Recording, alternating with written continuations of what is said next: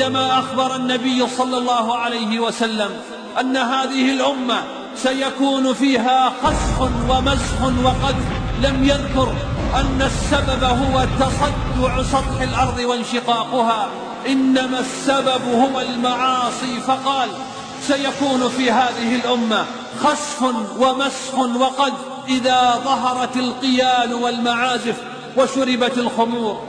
أيها المسلمون، لقد جرت سنته تعالى في خلقه أن يعامل عباده حسب ما عملوا، إن خيرا فخير وإن شرا فشر.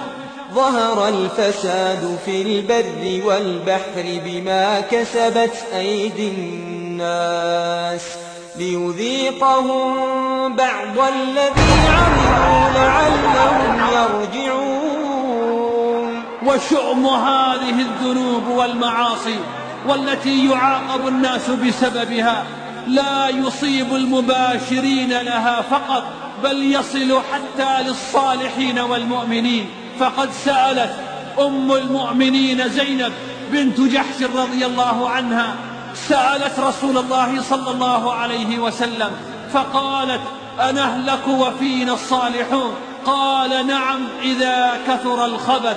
والخبث يا عباد الله كل معصية عصي الله تعالى بها في البلاد أو في البحر أو في الليل أو في النهار. لذلك كان من الواجب علينا جميعا أن نحذر من ذلك، وأن لا نأمن مكر الله، خاصة مع ارتكاب المعاصي.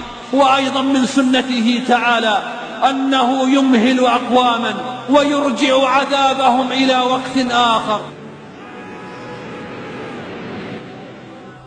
ونحن الآن اطلعنا مع بعضنا البعض على هذه العلامات، ورأينا أن جميعها قد وقع، ورأينا بالفعل أنها تشير إلى آخر الزمان، وتبين أن الفترة التي نعيشها الآن هي الفترة التي تسبق قيام الساعة. غير أن أكثر الناس اليوم لا يفكرون في هذا الموضوع، أو هم لا يريدون التفكير فيه.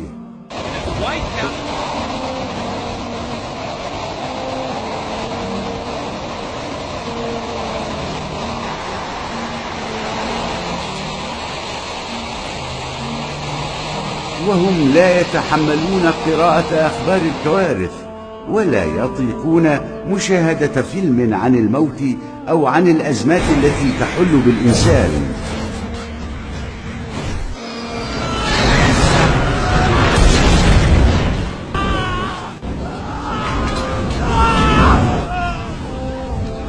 وهم يفرون من التفكير في القيامة بسبب الخوف، بينما هم حتما سوف يلاقون ساعتهم في يوم من الأيام. يقول الله تعالى متحدثا عن اقتراب الساعة: يوم تبدل الأرض غير الأرض والسماوات وبرزوا لله الواحد القهار. إن الإشارات التي ذكرت في الأحاديث النبوية وفي آيات القرآن الكريم يتوالى وقوعها واحدة تلو الأخرى.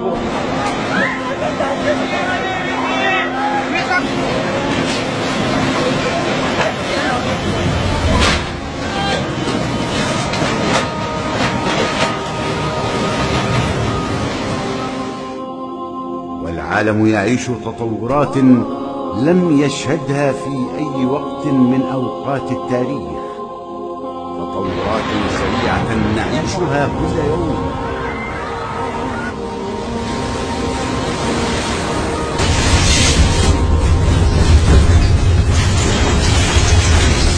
وعلى الناس ألا يغفلوا عن هذه العلامات، فعليهم أن يأخذوها مأخذ الجد، وأن ينظروا إليها نظرة المتبصر. وعلامات آخر الزمان هي في الحقيقة إنذار مهم وتذكير فيه الكثير من الخير. قل هو نبأ عظيم قل هو نبأ عظيم قل هو نبأ عظيم أنتم عنه معرضون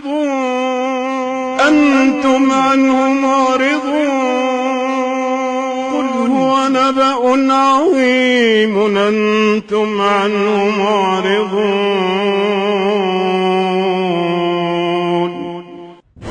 العلامة الكبرى السابعة: الكسوف الثلاثة.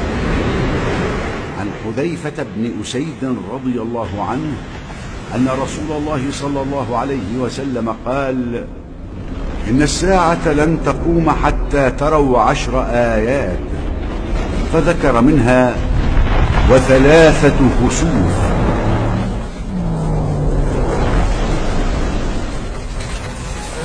خسف بالمشرق، وخسف بالمغرب،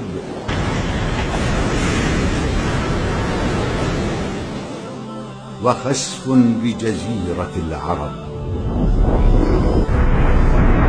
صحيح مسلم.